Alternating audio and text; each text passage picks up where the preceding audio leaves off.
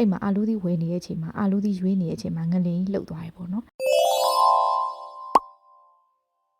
ဒီနေ့ကတော့ကျမရဲ့အသက်တခင်ကျေးဇူးရှင်နှင်းလေးချက်ပါပဲရှင်28ရက်3လ2025တုန်းကပေါ့နော်ကျမတို့ရဲ့ညီမကြီးအလေးပိုင်းဒေတာမှာ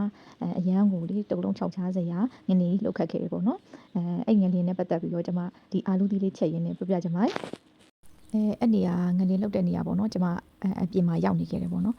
အပြင်မှာဘယ်လိုရောက်နေလဲဆိုတော့ကျမရဲ့ဖဖေအတွက်ဆေးလူလို့ပေါ့နော်ဆေးဝယ်ဖို့အတွက်အပြင်ကိုရောက်နေခဲ့တယ်ဆေးဝယ်ပြီးတော့ပြန်နေလမ်းမှာပေါ့နော်ကျမကျမတို့မျိုးရဲ့ဈေးနာကိုရောက်တယ်ပေါ့နော်ဈေးနာရောက်တဲ့အချိန်မှာကျမက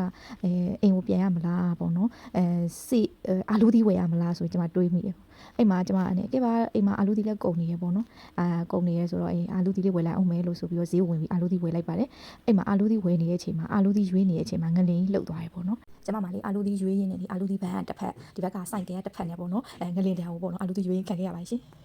ဒီအာလူးသီးတာမဝဲခဲ့ဘူးဆိုရင်လေကျမကိုအိမ်ပြန်တဲ့လမ်းမှာစိုက်ကဲမှောက်နိုင်တယ်ပေါ့နော်အဲ့အကြောင်းမို့လို့ဒီအာလူးသီးလေးကကျမရဲ့အသက်တခင်ကျေးဇူးရှင်ပါရှင်